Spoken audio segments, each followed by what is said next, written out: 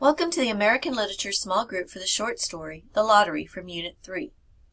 This is an opportunity for you to revisit the story and the online lesson, and then retake the quiz for a better grade.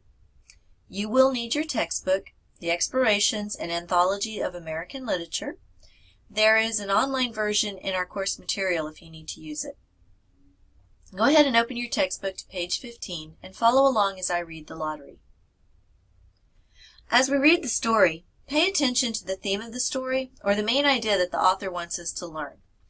Also, think about what is ironic about the reaction of the characters to the winner and the reaction of the winner of the lottery. What happens in the resolution or at the end of the story, and why is this ending so shocking? So again, as we read, think about those things. All right. We're going to go ahead and start reading The Lottery by Shirley Jackson. The morning of June 27th was clear and sunny, with the fresh warmth of a full summer day. The flowers were blossoming profusely, and the grass was richly green. The people of the village began to gather in the square between the post office and the bank around 10 o'clock. In some towns, there were so many people that the lottery took 2 days and had to be started on June 26th. But in this village, there were only around 300 people.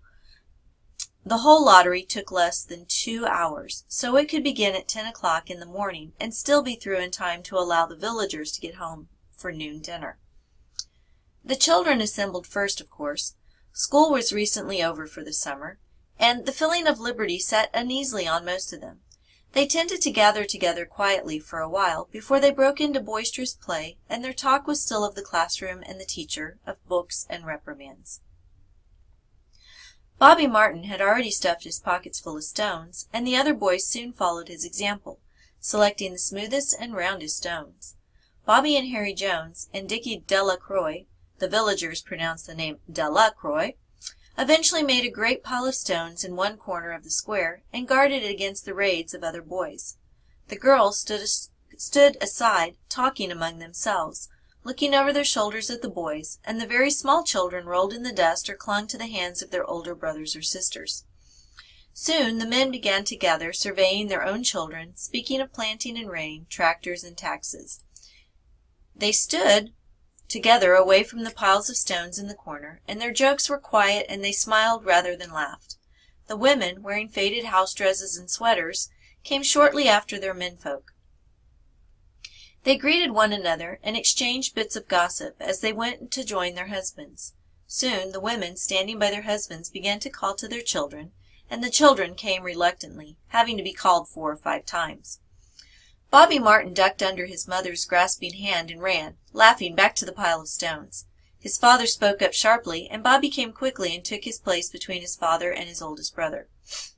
The lottery was conducted, as were the square dances, the teenage club, the Halloween program, by Mr. Summers, who had time and energy to devote to civic activities. He was a round-faced, jovial man, and he ran the coal business, and people were sorry for him because he had no children and his wife was a scold. When he arrived in the square, carrying the black wooden box, there was a murmur of conversation among the villagers, and he waved and called, "Little late today, folks." The postmaster, Mr. Graves, followed him, carrying a 3-legged stool, and the stool was put in the center of the square, and Mr. Summers set the black box down on it. The villagers kept their distance, leaving a space between themselves and the stool, and when Mr. Summers said, "Some of you fellows want to give me a hand?" there was a hesitation before 2 men, Mr. Martin and his oldest son Baxter, came forward to hold the box steady on the stool while Mr. Summers stirred up the papers inside it. The original paraphernalia for the lottery had been lost long ago, and the black box now resting on the stool had been put into use even before Old Man Warner, the oldest man in town, was born. Mr. Summers spoke frequently to the villagers about making a new box, but no one liked to upset even as much tradition as was represented by the black box. There was a story that the present box had been made with some pieces of the box that had preceded it, the one that had been constructed when the first people settled down to make a village here. Every year after the lottery, Mr. Summers began talking again about a new box, but every year the subject was allowed to fade off without anything's being done. The black box grew shabbier each year. By now it was no longer completely black, but splintered badly along one side and showed the original wood color, and in some places faded or stained. Mr. Martin and his oldest son, Baxter, held the black box securely on the stool until Mr. Summers had stirred the papers thoroughly with his hand. Because so much of the ritual had been forgotten or discarded, Mr. Summers had been successful in having slips of paper substituted for the chips of wood that had been used for generations. Chips of wood, Mr. Summers had argued, had been all very well when the village was tiny, but now that the population was more than 300 and likely to keep on growing, it was necessary to use something that would fit more easily into the black box. The night before the lottery, Mr. Summers and Mr. Graves made up the slips of paper and put them in the box. It was then taken to the safe of Mr. Summers' coal company and locked up until Mr. Summers was ready to take it to the square next morning. The rest of the year, the box was put away, sometimes one place, sometimes another. It had spent 1 year in Mr. Graves's barn and another year underfoot in the post office, and sometimes it was set on a shelf in the Martin grocery and left there. There was a great deal of fussing to be done before Mr. Summers declared the lottery open. There were the lists to make up of heads of families, heads of households in each family, members of each household in each family. There was the proper swearing in of Mr. Summers by the postmaster as the official of the lottery. At one time, some people remembered there had been a recital of some sort performed by the official of the lottery, a perfunctory tuneless chant that had been rattled off duly each year. Some people believed that the official of the lottery used to stand just so when he said or sang it.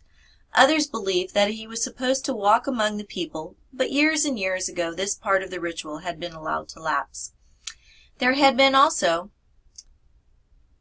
a ritual salute, which the official of the lottery had to use in addressing each person who came up to draw from the box. But this also changed with time, until now it was felt necessary only for the official to speak to each person approaching. Mr. Summers was very good at all of this. In his clean white shirt and blue jeans, with one hand resting carelessly on the black box, he seemed very proper and important as he talked interminably with Mr. Graves and the Martins. Just as Mr.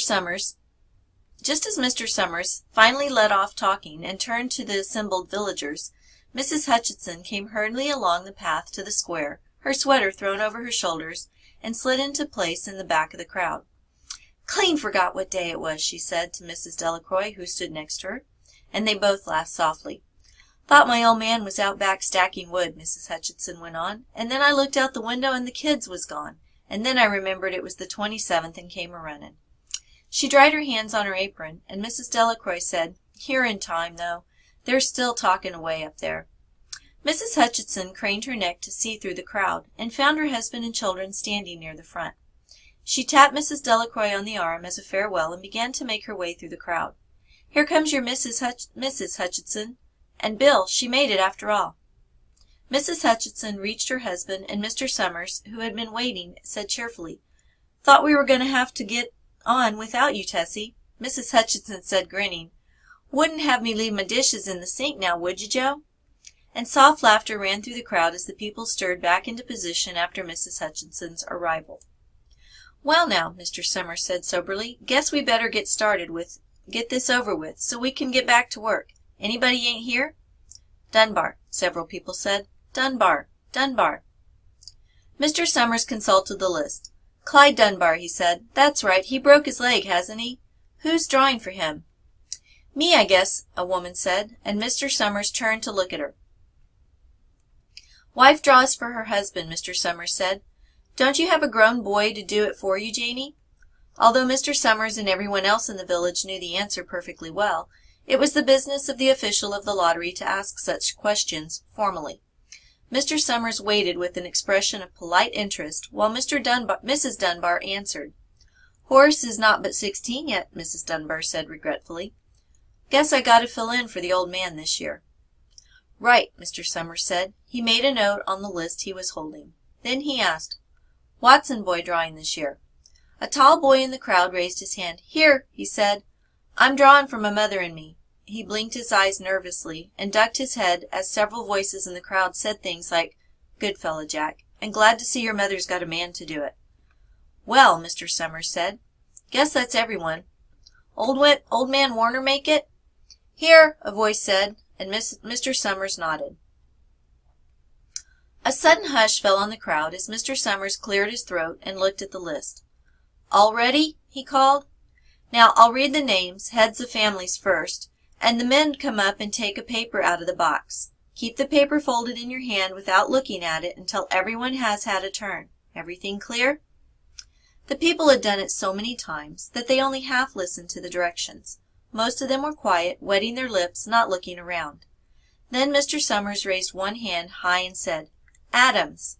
A man disengaged himself from the crowd and came forward. "Hi, Steve," Mr. Summers said, and Mr. Adams said, "Hi, Joe." They grinned at one another humorously and nervously. Then Mr. Adams reached into the black box and took out a folded paper. He held it firmly by one corner as he turned and went hastily back to his place in the crowd, where he stood a little apart from his family, not looking down at his hand. "Allen," Mr. Summers said. "Anderson." "Bentham." "Seem like there's no time at all between lotteries any more," Mrs. Delacroix said to Mrs. Graves in the back row. "Seems like we got through with that last one only last week."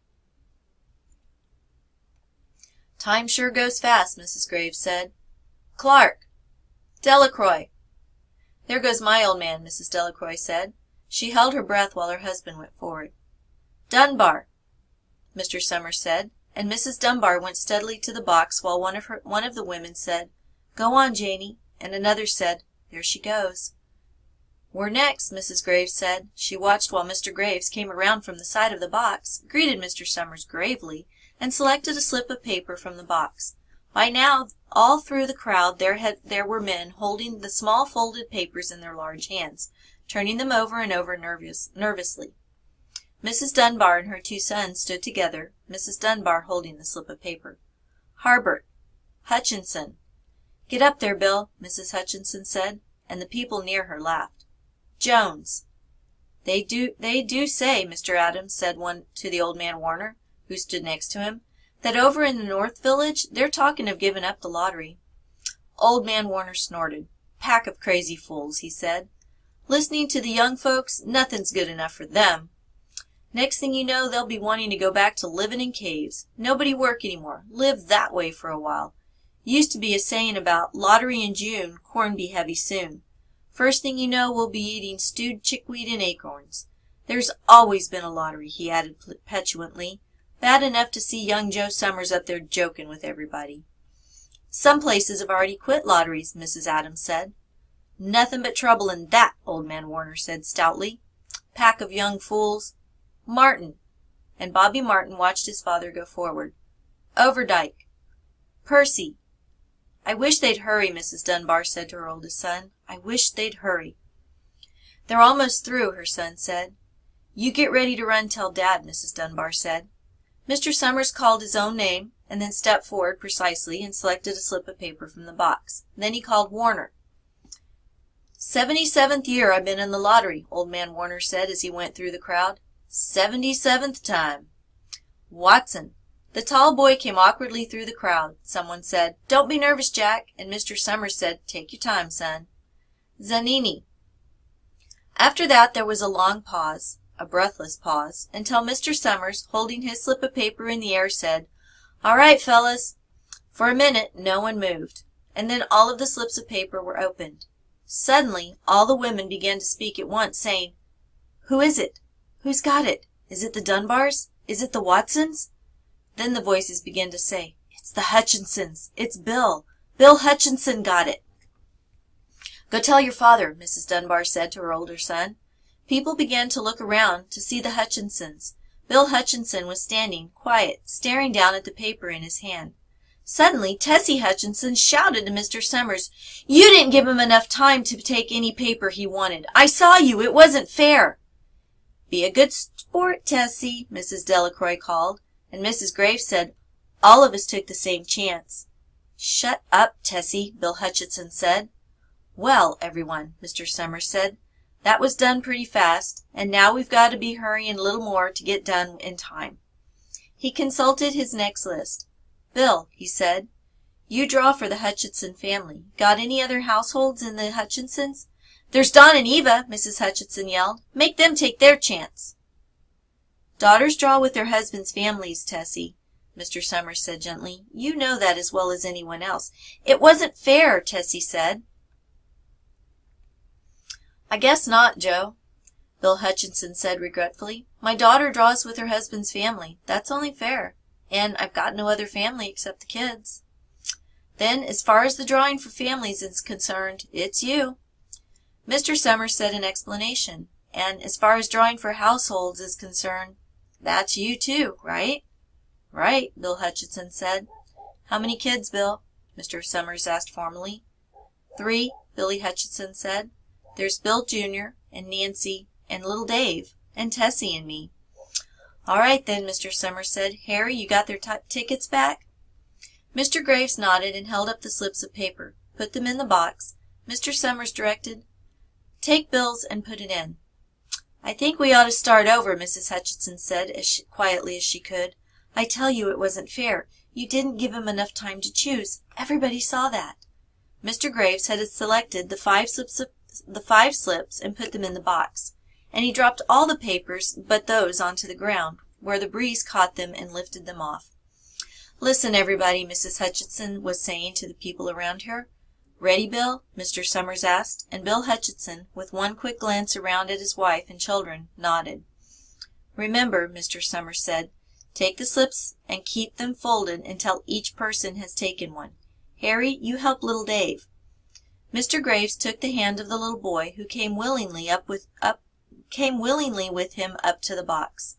Take a paper out of the box, Davy, Mr. Summers said. Davy put his hand into the box and laughed. Take just one paper, Mr. Summers said. Harry, you hold it for him. Mr. Graves took the child's hand and removed the folded paper from the tight fist and held it while little Dave stood next to him and looked up at him wonderingly. Nancy next, Mr. Summers said. Nancy was 12, and her school friends breathed heavily as she went forward, switching her skirt and took a slip daintily from the box. Bill Jr., Mr. Summers said, and Bill, his face red and his feet over large, nearly knocked the box over as he got a paper out. Tessie, Mr. Summers said. She hesitated for a minute, looking around defiantly, and then set her lips and went up to the box. She snatched a paper out and held it behind her. Bill, Mr. Summers said, and Bill Hutchinson reached into the box and felt around, bringing his hand out at last with a slip of paper in it. The crowd was quiet. A girl whispered, I hope it's not Nancy, and the sound of the whisper reached the edges of the crowd. It's not the way it used to be, Old Man Warner said clearly. People ain't the way they used to be. All right, Mr. Summers said, open the papers. Harry, you open little Dave's. Mr. Graves opened the slip of paper, and there was a general sigh through the crowd as he held it up, and everyone could see that it was blank. Nancy and Bill Jr. opened theirs at the same time, and both beamed and laughed, turning around to the crowd and holding their slips of paper above their head. Tessie, Mr. Summers said. There was a pause, and then Mr. Summers looked at Bill Hutchinson, and Bill unfolded his paper and showed it. It was blank. It's Tessie, Mr. Summers said, and his voice was hushed. Show us her paper, Bill. Bill Hutchinson went over to his wife and forced the slip of paper out of her hand. It had a black spot on it. The black spot Mr. Summers had made the night before with the heavy pencil in the coal company office. Bill Hutchinson held it up, and there was a stir in the crowd. All right, folks, Mr. Summers said, let's finish quickly. Although the villagers had forgotten the ritual and lost the original black box, they still remembered to use stones. The pile of stones the boys had made earlier was ready. There were stones on the ground with the blowing scraps of paper that had come out of the box. Mrs. Delacroix selected a stone so large she had to pick it up with both hands and turned to Mrs. Dunbar. Come on, she said, hurry up. Mrs. Dunbar had small stones in both hands, and she said, grasping for breath, I can't run at all. You'll have to go ahead. I'll catch up with you.